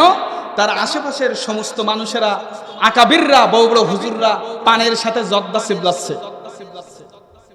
তো জর্দা খাওয়া হারাম আমরা বলি কেন? রাসূল সাল্লাল্লাহু আলাইহি সাল্লামকে আল্লাহ বলছেন সূরা বাকারার 219 নম্বর আয়াত, আল্লাহ সুবহানাহু ওয়া তাআলা বলছেন ইয়াসআলুনাকা আনিল খামরি ওয়াল মাইসির। মুহাম্মদ, তোমাকে মানুষেরা জিজ্ঞাসা করে মদ এবং জুয়া সম্পর্কে, কুল ফীহিমা ইসমুন কাবীর ওয়া মানাফিউ লিন-নাস। তুমি বলো এই মদ এবং জুয়ার মধ্যে মানুষের জন্য একটু হলেও প্রশান্তি থাকতে পারে, আছে, কিন্তু ইসমুহুমা আকবারু বিন নাফিহিমা, কিন্তু এই মদ এবং জুয়ার মধ্যে যতটুকু উপকার রয়েছে তার থেকেও কোটি দ্বিগুণ পরিমাণ ক্ষতি এর মধ্যে লুকায়িত আছে। সুতরাং যেই জিনিসের মধ্যে লাভের থেকেও ক্ষতির পরিমাণ বেশি, ওই জিনিসটাই হচ্ছে উম্মার জন্য হারাম। এবার আপনি আমাকে বলুন যে জর্দার মধ্যে ক্ষতি বেশি না উপকার বেশি? আজ পর্যন্ত কোন ডাক্তার লিখেছে যে আপনি সকাল বিকাল জর্দা খাবেন? লিখেছে? তো ক্ষতি বেশি না? তো যেই জিনিসের মধ্যে ক্ষতির পরিমাণ বেশি ওই জিনিসটা হচ্ছে হারাম। রাসূল সাল্লাল্লাহু আলাইহি ওয়াসাল্লাম বলেন মা আসকারা কাসিরুহু ফাকালিলু হারামুন। যেই জিনিস বেশি খেলে বিবেকের ক্ষতি হয় তার অল্পটুকু খাওয়া হারাম। সুতরাং জর্দা যদি কেউ বেশি খায় তার সেন্সলেস হয়ে যাবে, একথাই ঠিক। সুতরাং জর্দা যদি কেউ অল্পটুকু খায় সেটা হবে উম্মার জন্য হারাম। যুব সমাজ ধ্বংসের অন্যতম একটা কারণ হচ্ছে বিচার ব্যবস্থা স্বাধীন না হওয়া। এখানে একটা প্রতিমা রাখা হলো, মূর্তি রাখা হলো। এখন যদি এই ভাই এই প্রতিমাকে সেজদা দেয় তাহলে কে আপনারা ইনাকে এখানে বসতে দেবেন? কেউ দেব বসতে? এখানে যদি একটা প্রতিমা হয় আর এই ভাই যদি বারবার মাথা ঠুকায়, এখানে বসতে দেবো আমরা? বরং আরো উত্তম মাধ্যম দিয়ে আমরা বের করে দেব, তাই না? তো রাসূল সাল্লাল্লাহু আলাইহি ওয়াসাল্লাম বলছেন আল মুদমিনুল খামরি কাআবিদু ওয়াসানিন, নেশাদার দ্রব্য পানকারী ব্যক্তি মূর্তি পূজকের ন্যায় সমান অপরাধী। কার মতো? নেশাদার দ্রব্য পানকারী ব্যক্তি প্রতিমার সামনে সেজদা দেওয়া ব্যক্তির মতো অপরাধী। কিন্তু যেই ব্যক্তি প্রতিমার সামনে সেজদা দিচ্ছে, আমরা এই ব্যক্তিকে তেমন ঘৃণা করতেছি বা খুবই ঘৃণা করতেছি, কিন্তু ওই ব্যক্তিকে ঘৃণা করতেছি না যে প্রকাশ্য বিড়ি সিগারেট খেয়ে বেড়াচ্ছে, গাঞ্জা খেয়ে বেড়াচ্ছে, ইয়াবা বাবা আটা এগুলো খেয়ে বেড়াচ্ছে, তাদেরকে আমরা সেভাবে ঘৃণা করি না। তো অপরাধ কিন্তু এক। রাসূল সাল্লাল্লাহু আলাইহি ওয়াসাল্লাম বলেছেন যে যে ব্যক্তি নেশাদার দ্রব্য পান করলো কাআবিদু ওয়াসানিন, ও ব্যক্তি মূর্তি পূজকের ন্যায় সমান অপরাধী। কেউ যদি বিড়ি খেতে খেতে, গাঞ্জিকা খেতে খেতে, যেটাই গাঞ্জা সেটাই সিদ্ধি, গাঞ্জা হচ্ছে বাংলা শব্দ, সিদ্ধি হচ্ছে ফার্সি শব্দ, এটা খেতে খেতে, হিরোইন খেতে খেতে, মদ আটা ইয়াবা বাবা এগুলো খেতে খেতে খেতে খেতে খেতে যদি এখনই মরে যায়, ওই ব্যক্তি সরাসরি হবে জাহান্নামী। যদি তাওবা করে আল্লাহ তাকে নিজের কাছে ফিরিয়ে নেবেন, আল্লাহ তার তাওবা কবুল করে নেবেন, আল্লাহ তার তাওবা কবুল করে নেবেন। তিনাতুল খাবাল তাকে খাওয়াবেন না। কিন্তু যেই ব্যক্তি নেশাদার দ্রব্য পান করবে, মনে করেন আজকে রাতেই তাওবা না করে একজন বিড়িখোর মারা গেল, গাঞ্জাখোর মারা গেল, একজন মদখোর মারা গেল, একজন ফেন্সিখোর মারা গেল, আল্লাহর রাসূলের দৃষ্টিতে ওই ব্যক্তি হবে জাহান্নামী। আর যখন জাহান্নামী হবে, ওই ব্যক্তিকে তিনাতুল খাওয়াল খাওয়ানো হবে। আল্লাহ রাসূল সাল্লাল্লাহু আলাইহি ওয়াসাল্লামকে সাহাবারা প্রশ্ন করলেন, আল্লাহ রাসূল তিনাতুল খাওয়ালটা কি? আল্লাহ রাসূল সাল্লাল্লাহু আলাইহি ওয়াসাল্লাম বলছেন, তিনাতুল খাওয়াল হচ্ছে জাহান্নামীদের রক্ত পুজ মিশ্রিত গরম পানি হচ্ছে তিনাতুল খাওয়াল। আমাকে যখন চা দিল, চাটা একটু হিট ছিল, একটু গরম ছিল, ওহ খেতে পারি না, কিছুক্ষণ আমরা রেখে দিলাম, খেতে পারি না। এর থেকে কত কোটি গুণ জাহান্নামের সেই গরম পানি হবে, এটা আল্লাহ ভালো জানেন, পৃথিবীর কোনো মানুষ জানে না। জাহান্নামীদের শরীর হবে বিশাল দেহ আকৃতি হবে, সেই দেহ আকৃতিকে আগুনে পুড়িয়ে পুড়িয়ে সেখান থেকে রক্ত আর পুষ বের করা হবে। সেই রক্ত আর পুজের দুর্গন্ধ, সেই রক্ত আর পুজের নিকৃষ্টতা কত বিশাল হবে, এটা আমরা পৃথিবীর কেউ জানি না। জাহান্নামের সেই গরম পানির সাথে জাহান্নামীদের ওই শরীর থেকে পচা গলা রক্ত পুষ, এটা একত্রিত করে একজন বিড়িখোর, একজন মদখোর, একজন জিনাখোর, একজন ফেন্সিখোরকে আল্লাহ এভাবে খেতে দিবেন। আমি জানি না সেদিন কিয়ামতের ময়দানে এই চিত্র জাহান্নামের মধ্যে, এই চিত্র কত ভয়াবহ হবে, আমি এটা জানি না। আল্লাহ আমাদেরকে রহম করুন, আল্লাহুম্মা আমিন। রাসূল সাল্লাল্লাহু আলাইহি ওয়াসাল্লাম বলেছেন, নেশাদার দ্রব্যের প্রভাব কিয়ামতের ময়দানে এত বেশি হবে। আপনি চিন্তা করেন তো, নেশার সাথে জড়িত রয়েছে যেই ব্যক্তি নেশা করে, নেশাদার দ্রব্য প্রোডাকশন দেয়, নেশাদার দ্রব্য এক্সপোর্ট করে, ইম্পোর্ট করে, নেশাদার দ্রব্য তৈরি করে, এর পক্ষে মদত দেয়, এই কয় শ্রেণীর ব্যক্তি সমানভাবে অপরাধী। এই কয় শ্রেণীর ব্যক্তি সমানভাবে অপরাধী।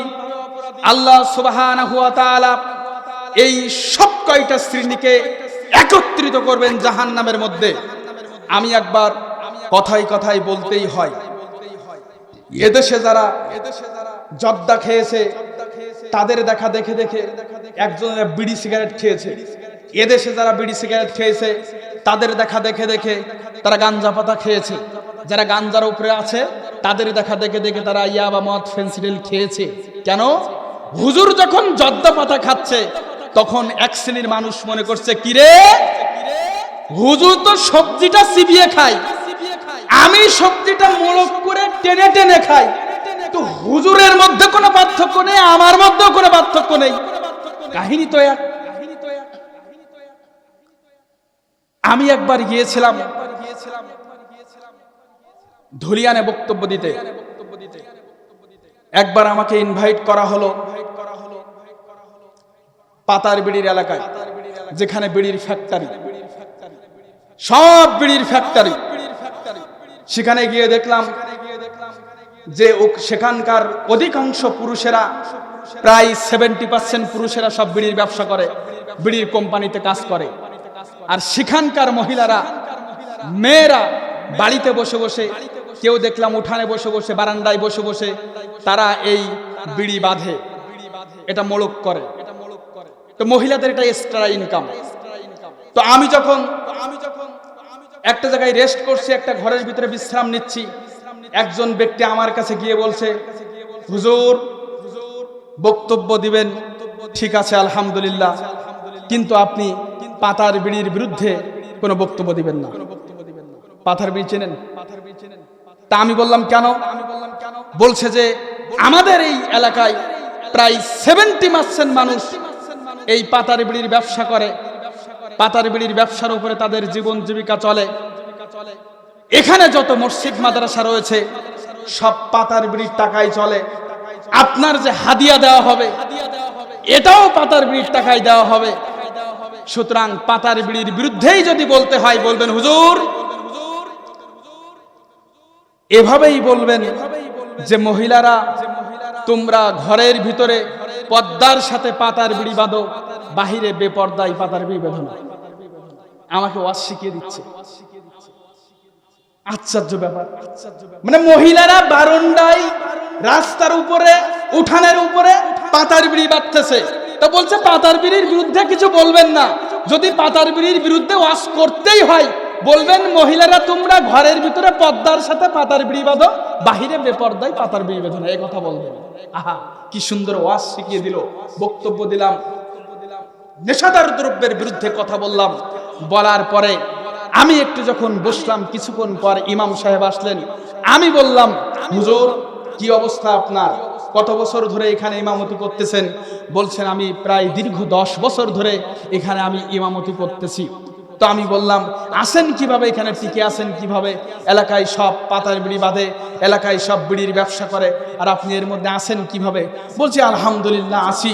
আমি বলি, মাঝে মাঝে বলি, এই হুজুর দীর্ঘ 10 বছর ধরে, দীর্ঘ 10 বছর ধরে এই হারাম জিনিস, এই হারাম ফতোয়ার সাথে আপোষ করে নিয়ে সে তার মিম্বার টিকিয়ে রেখেছে। কেন?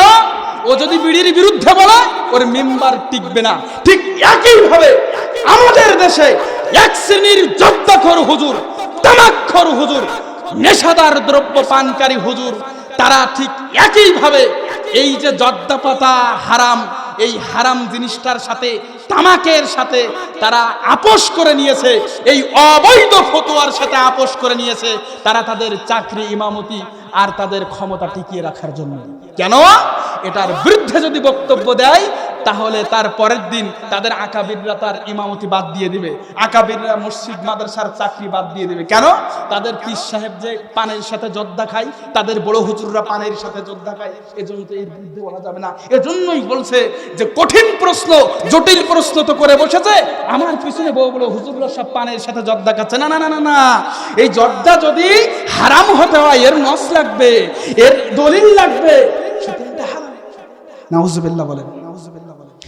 পৃথিবীর বুকে, আসমানের নিচে, জমিনের উপরে কোন সালাফি আকীদার আলেম, কোন আহলুল হাদিসের আলেম, তারা তাদের ক্ষমতা, তাদের চেয়ার, তাদের ইমামতি, তাদের মাদ্রাসার চাকরি, তাদের ভোট ব্যাংক টিকিয়ে রাখার জন্য জমিনের উপরে কোন অবৈধ ফতোয়ার সাথে তারা আপোষ করে না। এটা হচ্ছে আহলে হাদিসের নীতি। তারা একমাত্র পবিত্র কোরআন এবং সহিহ হাদিসের কাছে মাথা নত করেছে। এর বাহিরে যত মতভেদ রয়েছে, মতবাদ রয়েছে, আমরা এটার 5 পয়সা মূল্যায়ন করি। আমরা আহলে হাদিস।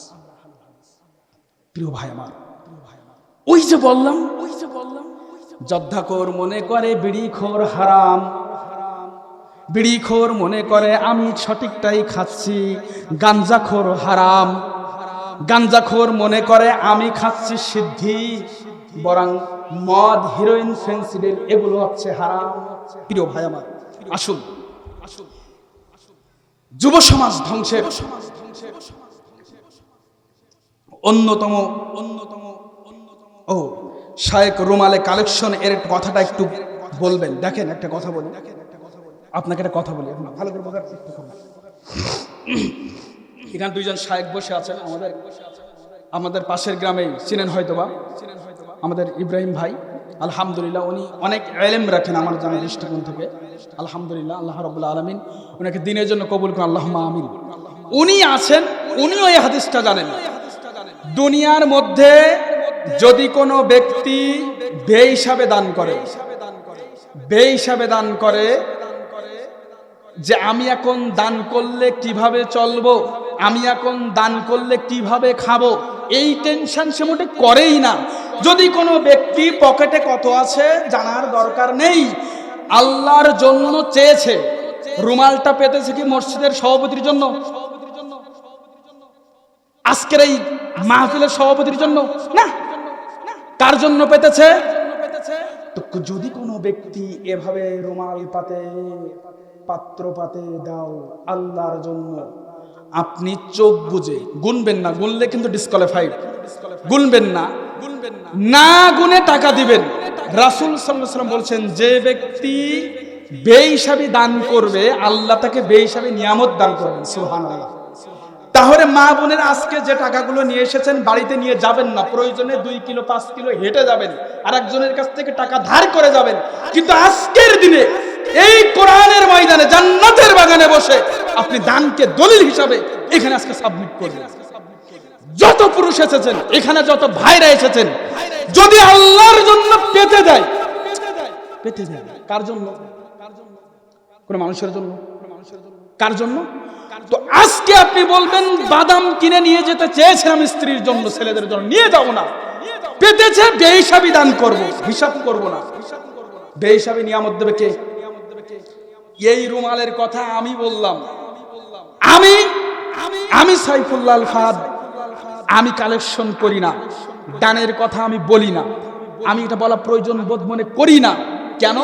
যদি কোনো মুসলিম ঈমান লালন করে আর ওই মুসলিমের সামনে যদি কোনো ব্যক্তি আল্লাহর জন্য চাই, আল্লাহর অস্তে চাই, আল্লাহর রাস্তায় চাই, তাহলে সরিষা পরিমাণ, কিঞ্চিত পরিমাণ যদি ওই ব্যক্তির মধ্যে ভিতরে হৃদয়ে যদি ঈমান থাকে, তাহলে ওই ব্যক্তি তার পকেট থেকে ঝেড়ে দিতে বাধ্য।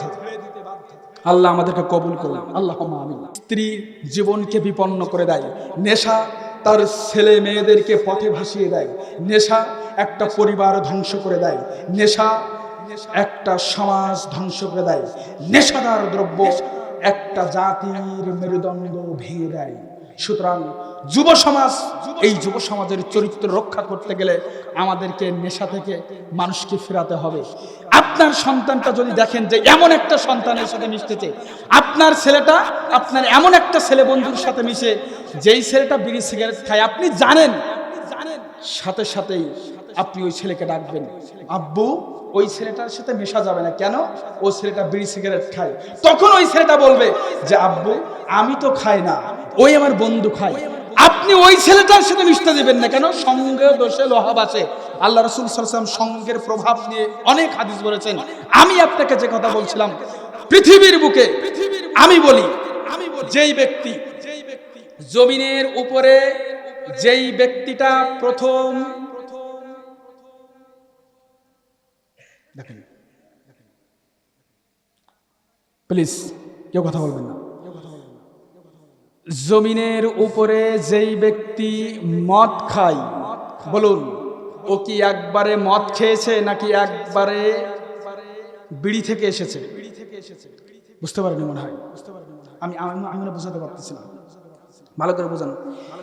যেই ব্যক্তি গাঞ্জা খায়, মানে গাঁজা খায়, সিদ্ধি পাতা খায়, যেভাবেই আপনি মিনিং করেন, এই ব্যক্তি দুনিয়াতে প্রথম বারেই সিদ্ধিতে মুখ দিয়েছে নাকি বিড়ি সিগারেটে মুখ দিয়েছে? তো প্রফেশনালি নেশাখোর হওয়ার প্রথম ধাপ কি?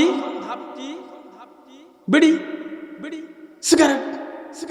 আগে এটা দিয়ে শুরু করে, এরপর ধাপে ওঠে, এরপর ইনক্রিজ হয়, এরপর ডেভেলপ হয়। কিভাবে? বিড়ি খাই, তারপর একদিন গাঞ্জায় টান দেয়, তারপর একদিন মদ খাই, তারপর মনে করে হিরোইনটা কিরাম টেস্ট, তারপর একদিন বলে যে না, যে ইয়াবাটা কেমন লাগে খেতে। এভাবে সে ধাপ পরিবর্তন করে। সুতরাং আপনি যদি চান আপনার সন্তান নেশাদার দ্রব্য পান করে সে ধ্বংস হয়ে যাক, এটা যদি আপনি চান তাহলে মিষ্টি দিবেন, যদি না চান তাহলে মিষ্টি দেবেন না। বিড়িখোরের সাথে আপনার সন্তান মিশতেই পারবে না। মিশবে কার সাথে? সলাতি ব্যক্তির সাথে। মিশবে কার সাথে? ইমামের সাথে। মিশবে কার সাথে? যেই ব্যক্তি সিয়াম পালন করে ওই ব্যক্তির সাথে। Please be attention. এবার একটা হাদিস দেব, এই বুলডোজারটা অবশ্যই নিয়ে যাবেন। রুমালের টাকার একটা ব্যতিব্যস্ত পরিবেশ। শোনেন, মাইক ম্যান আমার ওখানে অনেক ক্ষিপে আছেন, আপনি আমার বক্তব্যটা শুনে কইছে ভাই, আমার উপরে রাগ থাকতে পারে ভাই, আমি ক্ষমা প্রার্থী, কিন্তু বক্তব্যটা আপনি শুনে যান। আমি বলি শোনেন, এই যে বক্তব্য দিয়ে যাচ্ছি, প্লিজ বি অ্যাটেনশন, সবাই মনোযোগ এদিকে। ইবনে মাজাহ প্রথম নম্বর খণ্ড 60 নম্বর হাদিস। রাসূল সাল্লাল্লাহু আলাইহি ওয়াসাল্লাম বলছেন, ইযা খাল্লাসাল্লাহুল মুমিনিনা মিনান নার ওয়া আমিনু ফামা মুজাদালা আহাদুকুম লিসাহিবি ফিল হাক্কি ইয়াকুনু লাহু ফিদ দুনিয়া শাদ্দা মুজাদালা। কাল কঠিন কিয়ামতের ময়দানে আল্লাহ রাব্বুল আলামিন এক শ্রেণীর মুমিনদেরকে নিয়ে তিনি জান্নাতে প্রবেশ করানোর জন্য মুক্ত করে দিবেন। তো বলুন তো, ওই মুমিনরা কোথায় প্রবেশ করবে? জান্নাতে। কিন্তু ওই মুমিনরা জান্নাতে প্রবেশ না করে তারা আল্লাহর কাছে এসে বলবে, আল্লাহ, আমরা জান্নাতে যাওয়ার আগে আপনার কাছে একটা সুপারিশ করতে চাই। ঠিক একটা তর্কের পর্যায়ে একটা সুপারিশ করতে চাই। কি?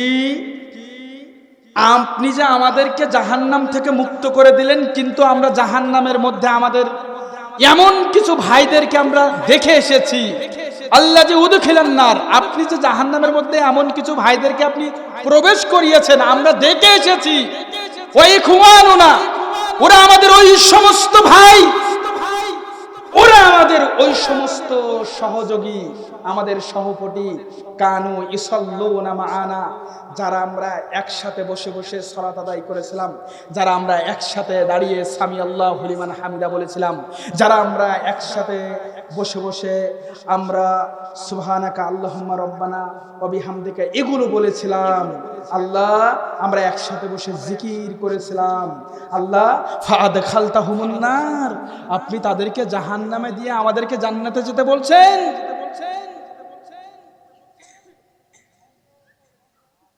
বুঝলেন না? ওয়ায়াসুমুনা মাআনা, আল্লাহ, আমরা যাদেরকে জাহান্নামের মধ্যে রেখে এসেছি, দেখে এসেছি, ওয়াইখওয়ানুনা, ওরা আমাদের ওই সমস্ত ভাই যারা আমরা একসাথে সিয়াম পালন করতাম, যারা আমরা একসাথে ইফতারি করতাম, যারা আমরা একসাথে সিয়াম পালন করতাম। ফাআদখালতাহুমুন নার, আপনি তাদেরকে জাহান্নামে দিয়ে আমাদেরকে জান্নাতে যেতে বলছেন। ওয়ায়াহুজ্জুনা মাআনা, ওরা আমাদের ওই সমস্ত ভাই যারা আমরা একসাথে তাওয়াফ করতাম, একসাথে আমরা তোমার ঘর জিয়ারত করতাম। ফাআদখালতাহুমুন নার, আমরা হজ করতাম একসাথে। আপনি সেই সমস্ত ভাইদেরকে জাহান্নামে রেখে আপনি আমাদেরকে জান্নাতে যেতে বলছেন। আল্লাহ, আমরা আমাদের ওই সমস্ত ভাইদেরকে নিয়ে আমরা জান্নাতে যেতে চাই। আল্লাহ রাব্বুল আলামিন তখন এই মুমিন ব্যক্তিগুলোর উপরে খুশি হয়ে যাবেন। তখন আল্লাহ রাব্বুল আলামিন তখন বলবেন, ঠিক আছে, ঠিক আছে, ইজহাবু, তোমরা যাও, ফাআখরিজু, তোমরা বের করে আনো, মান আরাফতুম মিনহুম, যাদেরকে যাদেরকে তোমরা চিনতে, যাদেরকে যাদেরকে তোমরা জানতে, যারা যারা তোমরা সালাত আদায় করতে, যারা যারা তোমরা একসাথে সিয়াম পালন করতে, যারা যারা তোমরা একসাথে হজ পালন করতে, ঠিক আছে, তোমরা একসাথে মিলে তাদেরকে চিনে চিনে নিয়ে একসাথে জান্নাতে প্রবেশ করো। তখন ওই মুমিন ব্যক্তিগুলো তাদেরকে নিয়ে একসাথে হয়ে তারা জান্নাতে প্রবেশ করবে। সুবহানাল্লাহ বলবেন না? তাহলে আমার সঙ্গী হবে নামাজি ব্যক্তি, আমার সঙ্গী হবে হজ করা ব্যক্তি, আমার সঙ্গী হবে সিয়াম পালন করা ব্যক্তি। রমজান মাসে কালো কাপড়ের ভিতরে থেকে খাদ্য পানীয় গ্রহণ করা ব্যক্তি কোনোদিন আমার বন্ধু হতে পারে না। মুয়াজ্জিন যখন হাইয়া আলাস সালাহ হাইয়া আলাল ফালাহ বলে, রাস্তায় অযথা ঘুরে বেড়ানো, বোর্ড, দাবা, তাস, ফ্ল্যাশে সময় ব্যয় করা ব্যক্তি আমার বন্ধু হতে পারে না। সামর্থ্য থাকার পরেও যেই ব্যক্তি হজ করে না, এ ব্যক্তি আমার বন্ধু হতে পারে না। যদি বন্ধু হয় সালাতি, যদি বন্ধু হয় নামাজি, যদি বন্ধু হয় সিয়াম পালনকারী, হজ পালনকারী, তাহলে ওই বন্ধু যদি জান্নাতে যায়, আমাকেও নেওয়ার জন্য আল্লাহকে বলবে, আল্লাহ একসাথে সিয়াম পালন করেছিলাম, ব্যক্তিকে চিনি, তুমি ওই ব্যক্তিকে আমাকে দাও, আমি তাকে নিয়ে জান্নাতে যেতে চাই। মান আরাফতুম মিনহুম, চিনে চিনে চিনে চিনে মুখ চিনে চিনে ওই ব্যক্তিকে নিয়ে তারা জান্নাতে প্রবেশ করবে। চিল্লায় বলি সুবহানাল্লাহ। তাহলে আবার বলুন, বন্ধু হবে কে? নামাজি। বন্ধু হবে কে? বন্ধু হবে রোজা পালনকারী, বন্ধু হবে হজ পালনকারী, উমরা পালনকারী। এই গ্রামের কানা মুখসেদ বিড়ি সিগারেট খেয়ে বেড়ায়, এ আমার বন্ধু হবে। এই গ্রামের আতিয়ার আবার নাক করিয়েন না যেন। ফর এক্সাম্পল, এই গ্রামের সন্দু মিয়া বিড়ি সিগারেট গাঞ্জা ইয়াবা এগুলো খেয়ে বেড়ায়, এ কোনোদিন আমার কি হবে না? বন্ধু হবে না। প্রিয় ভাই আমার, টাকা দিয়ে খেললেও জোয়া, না খেললেও জোয়া। বলেন তো কি? যে বলতে পারো পুরস্কার আছে, ওরে বাবা, এখান থেকে যদি দেন উত্তর আমি নেব না, নো অ্যাকসেপ্ট। এখানে আমার পাশে যে বসে আছে শিক্ষিত মানুষ, এলেম রাখে, এই ভাই এলেম রাখে, অনেক ভাই আছে এলেম রাখে, আমি কিন্তু নেব না।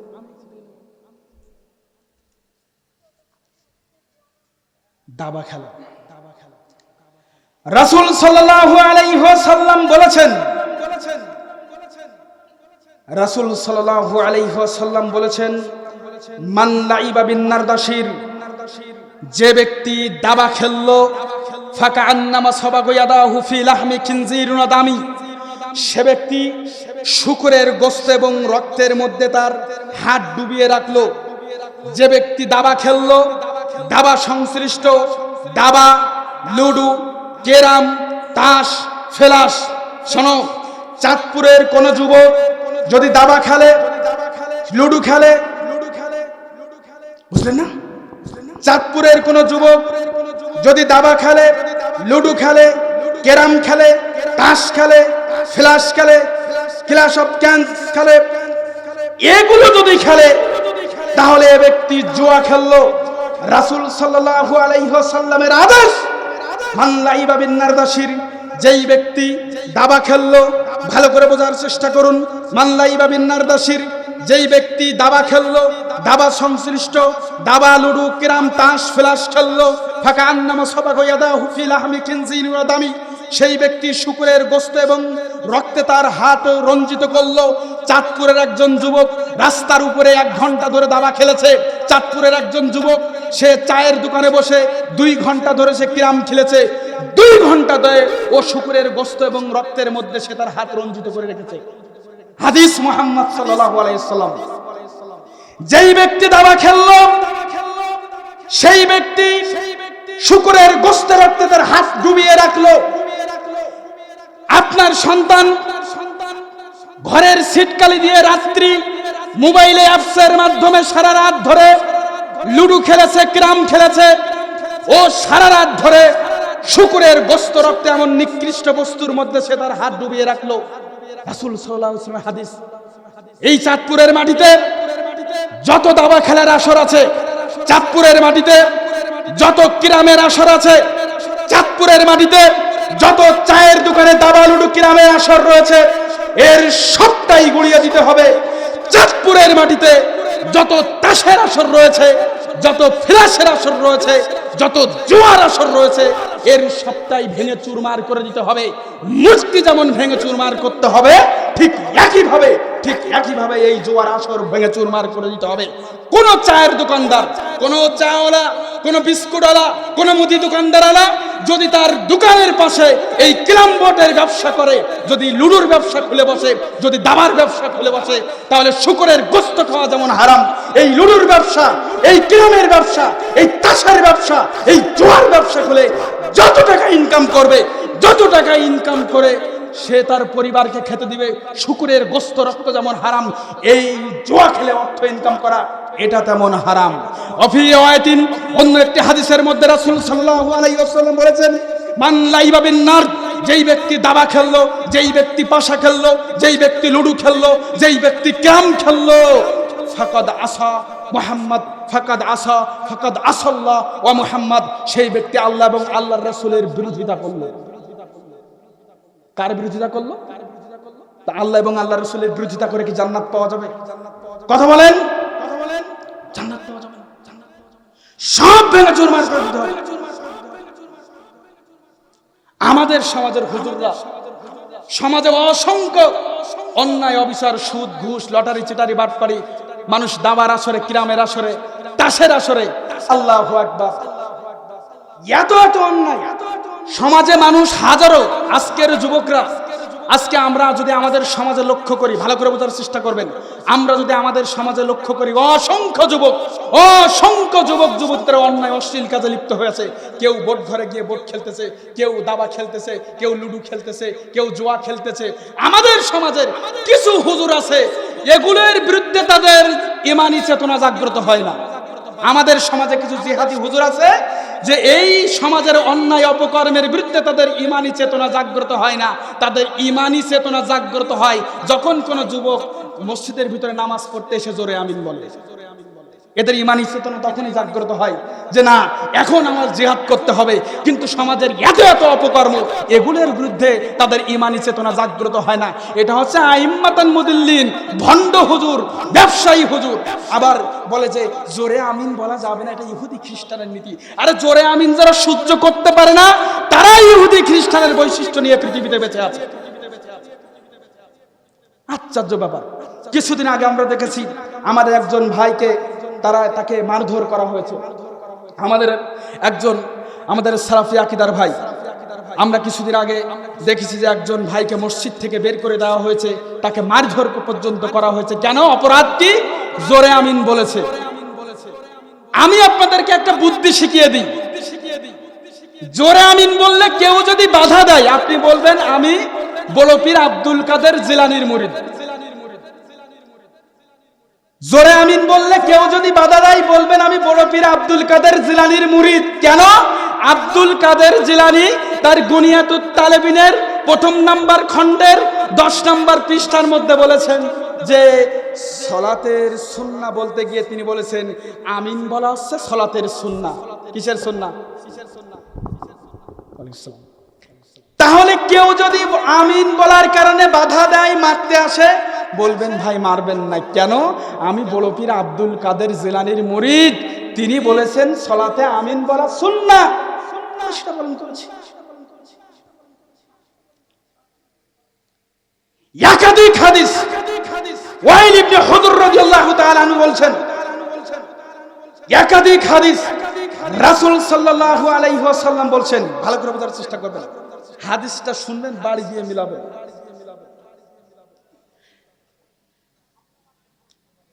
ওয়াইল ইবনে হুজর রাদিয়াল্লাহু তাআলা আনহু উনি বলছেন, আল্লাহ রাসূল সাল্লাল্লাহু আলাইহি ওয়াসাল্লামকে আমি বলতে শুনেছি, উনি বলেছেন গায়রুল মাগদুবি আলাইহিম ওয়ালাদ-দাল্লিন।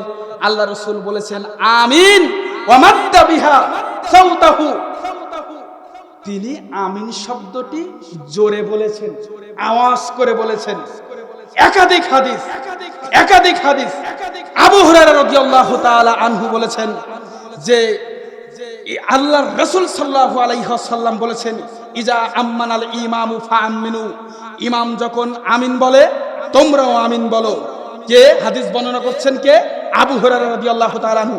আবু হুরায়রা রাদিয়াল্লাহু তাআলা আনহু বলছেন রাসূল সাল্লাল্লাহু আলাইহি ওয়াসাল্লাম বলেছেন, ইজা আম্মানাল ইমামু ফাআমিনু, ইমাম আমিন বললে তোমরা আমিন বলো। তো ইমাম যদি জোরে আমিন না বলে তো মুসল্লিরা শুনবে কিভাবে?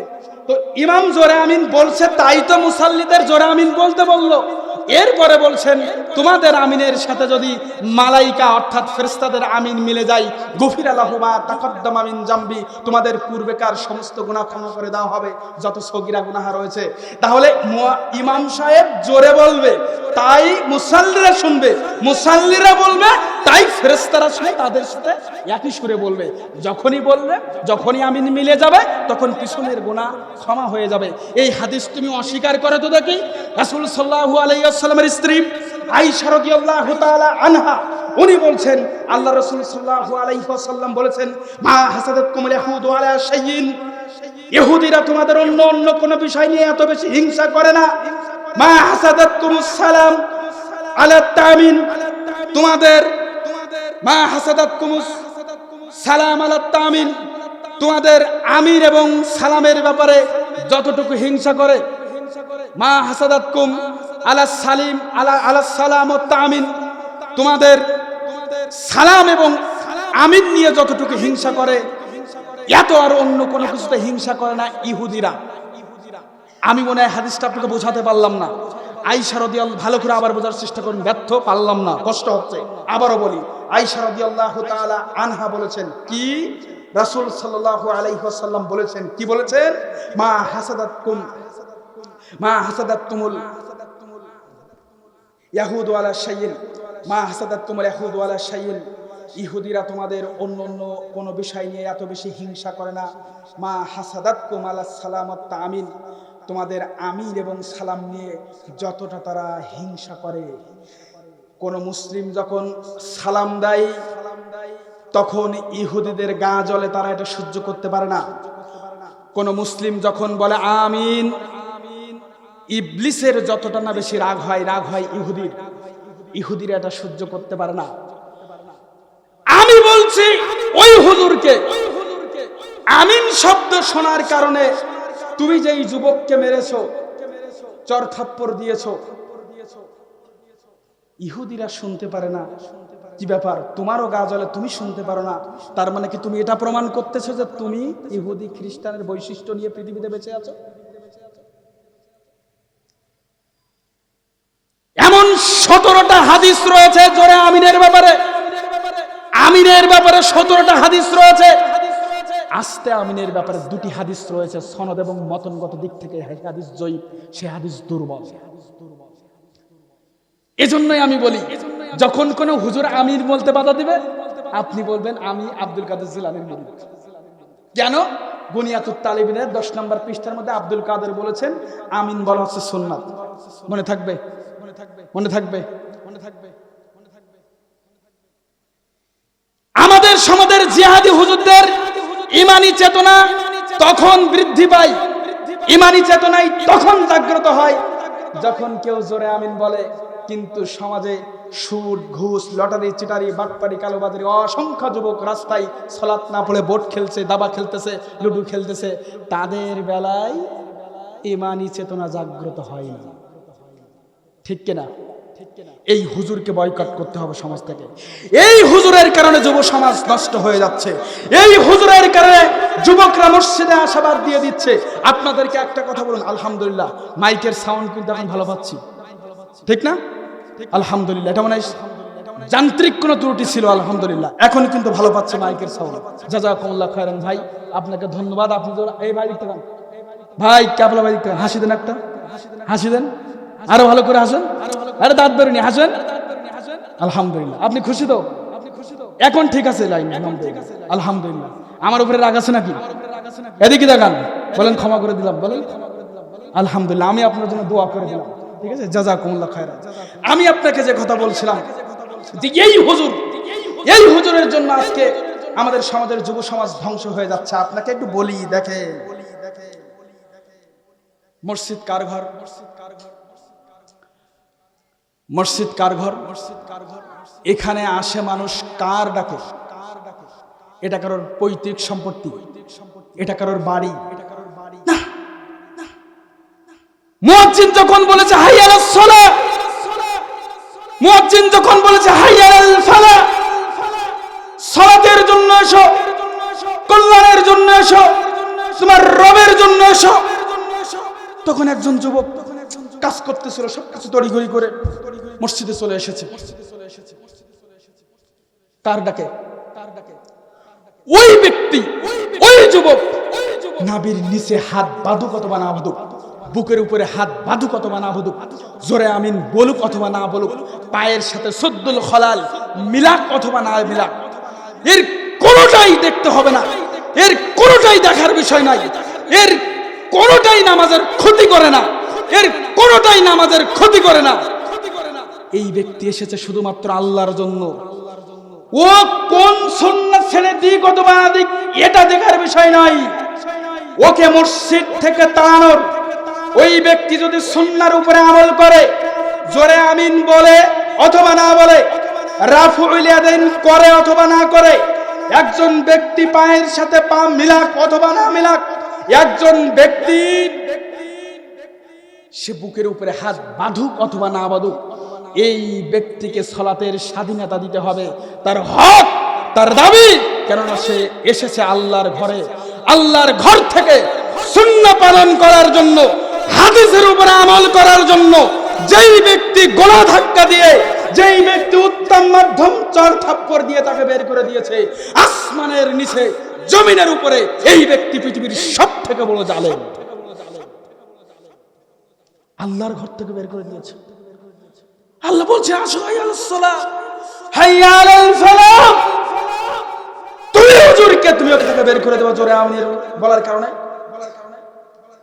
হানাফি বিদ্বান, ভারত উপমহাদেশের বুকে যত হানাফি বিদ্বান ছিল, ভারত উপমহাদেশের বুকে যত হানাফি বিদ্বান ছিল, ভারত উপমহাদেশের বুকে যত হানাফি বিদ্বান ছিল, অধিকাংশ হানাফি বিদ্বানের কিতাব থেকে পাওয়া যায় তারা সবাই জোরে আমিন বলে এই সুন্নতের উপরে আমল করেছেন। আমি এমন 20 থেকে 25টা দলিল আপনাকে দেখাতে পারবো হানাফি ঘরানার আলেমদের কিতাব থেকে, যারা জোরে আমিন রাফউল ইয়াদাইনের উপরে আমল করেছে। তুমি কোন হানাফি গো? তুমি তো নকল হানাফি, তোমাকে আমি আসল হানাফি বলতে পারি না। লিল্লাহি তাকবীর, লিল্লাহি তাকবীর। কি বলাই কি জন্য আমাদের প্রধান মেহমান চলে এসেছেন, আলহামদুলিল্লাহ বলি লিল্লাহি তাকবীর, লিল্লাহি তাকবীর। আল্লাহ কবুল করুন। প্রিয় ভাই আমার, বলছিলাম আলোচনার শেষের দিকে চলে আসলাম। এবার বলি যুব সমাজ ধ্বংসের অন্যতম একটা কারণ হচ্ছে বিচার বিভাগ স্বাধীন না হওয়া। কি না হওয়া? বিচার বিভাগ স্বাধীন না হওয়া, এটা হচ্ছে যুব সমাজ ধ্বংসের অন্যতম একটা কারণ। আমি একটু বলি, আপনি একটু শোনেন। এখন না, এটা পরে। আমি একটু বলি, আপনি একটু শোনেন। যুব সমাজ ধ্বংসের অন্যতম একটা কারণ হচ্ছে বিচার বিভাগ কি না হওয়া, স্বাধীন না হওয়া। আমাদের সমাজের অন্যায় অপরাধগুলো এজন্য কমে না যে আমাদের সমাজে যখন ধনী শ্রেণীর মানুষ অন্যায় করে, চুরি করে, ডাকাতি করে, তখন আমরা তাদের বিচারটা শিথিলভাবে করি। আর যখন কলিমুদ্দিন সলিমুদ্দিন যখন অন্যায় করে, অপরাধ করে, তখন আমরা তাদের বিচারটা খুব শক্তভাবে করি। বুঝলেন না? আচ্ছা, গাঁজা খাওয়া অপরাধ নাকি অপরাধ না? তো গাঁজা যখন বড় লোকের ছেলে খাচ্ছে তখন এটা বিলাসিতা। গাঁজা যখন কোনো ব্যক্তি মাজারে গিয়ে খাচ্ছে, কোনো সাধু খাচ্ছে, তখন সেটা কি হচ্ছে? সিদ্ধিপাতা। আবার গাঁজা যখন একজন ভ্যান চালায়, রিক্সা চালায়, অলিমুদ্দিন সলিমুদ্দিন কলিমুদ্দিন খাচ্ছে, তখন এটা অন্যায়। এই জন্য পুলিশ তাকে ধরছে, ধরে আবার থানায় নিয়ে গেছে, নিয়ে পিটানি দিয়ে আবার 3 মাসের জন্য জেল দিছে। কিন্তু বড় লোক খাইলে এটা বিলাসিতা, তার উপরে শক্তি আরোপ করতেছে না। আবার যখন সাধুরা খাচ্ছে তখন তাকে সিদ্ধিপাতা, সেটা অন্যায় না। তো বিচার ব্যবস্থা যদি এভাবে চলতে থাকে তাহলে এই সমাজ ধ্বংস হয়ে যাবে। বিচার ব্যবস্থা যদি এভাবে চলতে থাকে এই জাতিকে আল্লাহ ধ্বংস করে দিবে। দেখেন, শেষ হাদিস শেষ। এই হাদিস বলে আমি আমার বক্তব্য শেষ করে দেবো। প্লিজ বি অ্যাটেনশন, আমার চোখের দিকে তাকিয়ে হাদিস শুনতে হবে। রাজি আছি ইনশাআল্লাহ? লিল্লাহি তাকবীর। আমার দিকে তাকান, হাদিস এইটাই শেষ হাদিস, আজকের বক্তব্য এইটাই শেষ হাদিস, শুনতে হবে ইনশাআল্লাহ। বলছি যেই জাতি ধনীদের উপরে বিচার সহজ করে, যেই জাতি গরিবদের উপরে বিচার কঠিন ভাবে করে, আল্লাহ রাসূল সাল্লাল্লাহু আলাইহি ওয়াসাল্লাম বলেছেন ওই জাতিকে আল্লাহ ধ্বংস করে দিবেন। রাসূল সাল্লাল্লাহু আলাইহি ওয়াসাল্লামের যুগে মাখজুম গোত্রের একজন মহিলা চুরি করলো। মাখজুম গোত্রের মানুষের মান সম্মানের ব্যাপার, আমাদের গোত্রের মহিলারা চুরি করলে আল্লাহ রাসূল বিচার করবেন। তাই তারা ওসামা বিন জায়েদের কাছে আসলো, এসে বলছেন, হে ওসামা বিন জায়েদ, আপনি একটু আল্লাহ রাসূলকে বুঝিয়ে বলুন যেন এই মহিলার চুরি করার ব্যাপারটা ছেড়ে দেয়। কেন? আমাদের মাখজুম গোত্রের মানুষের একটা মান সম্মান আছে। আল্লাহ রাসূল সাল্লাল্লাহু আলাইহি ওয়াসাল্লাম কথা যখন শুনতে পেলেন, রক্ত চক্ষু প্রদর্শন করে অগ্নিশর্মা হয়ে উনি বললেন, কি বলো তোমরা? ফাইন্নামা হালাকান নাস ক্বাবলাকুম, তোমাদের পূর্বের জাতিদেরকে এজন্যই ধ্বংস করা হয়েছে। ইযা সারাকা ফিহিমুশ শারিফু, যখন তাদের মধ্যে ধনীরা চুরি করত, অন্যায় করত, তারাকুহু, তারা তাদেরকে ছেড়ে দিত, বিচার শিথিল ভাবে করত, ভ্রুক্ষেপ করত না। ওয়াইদা সারাকা ফিহিমুদ দাইফু, যখন দারিদ্র শ্রেণী, দুর্বল শ্রেণীর মানুষ যখন চুরি করত, তখন তারা কঠোর হস্তে দমন করত। শোনো ও সাহাবারা, ওয়াল্লাযী নাফসি বিয়াদি, আমি মুহাম্মদ সাল্লাল্লাহু আলাইহি ওয়াসাল্লাম বলছি, আমার জীবন যার হাতে, ওই রবের কসম, ওই আল্লাহর শপথ,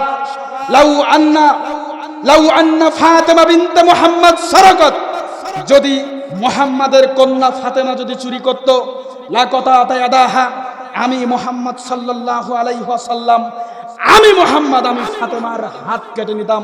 এর নাম মুহাম্মদ সাল্লাল্লাহু আলাইহি ওয়াসাল্লাম। আসমানের নিচে, জমিনের উপরে, পৃথিবীর বুকে কোন ব্যক্তি যদি বিচার কার্য শিখতে চায়, বিচার শিখতে চাই, শাসন শিখতে চাই, তাহলে তাকে মুহাম্মদ সাল্লাল্লাহু আলাইহি ওয়াসাল্লামকে অনুসরণ করতে হবে। কারণ তিনি একমাত্র ব্যক্তি, তিনি পৃথিবীর বুকে একজন শ্রেষ্ঠ বিচারক।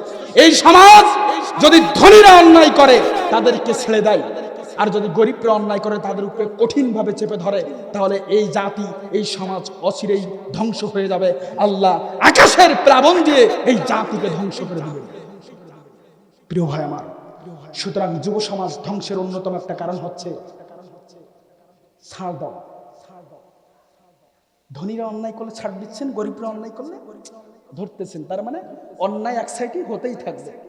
এই সমাজ, এই যুব সমাজ, এই যুবতী সমাজকে রক্ষা করতে হলে অবশ্যই আইনের শাসন প্রতিষ্ঠা করতে হবে, এবং যেই যেই বিষয়গুলো বললাম এই বিষয়ের উপরে আমাদেরকে যথাযথভাবে আমল করতে হবে। আল্লাহ রাব্বুল আলামিন চাঁদপুরের এই মানুষের, এই যুবকদের চরিত্র হেফাজত রাখার তৌফিক দান করে আল্লাহুম্মা আমিন।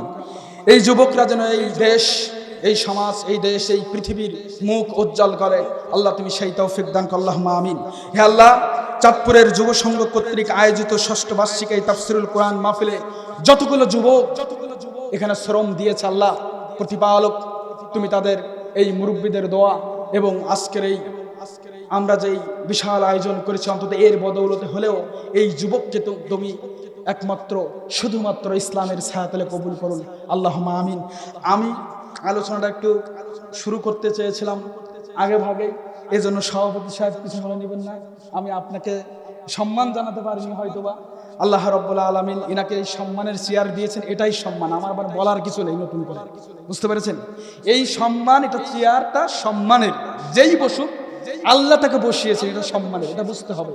এটা এখানে ঘটা করে বলার কিছু নেই, কারণ ইনি সম্মানিত ব্যক্তি।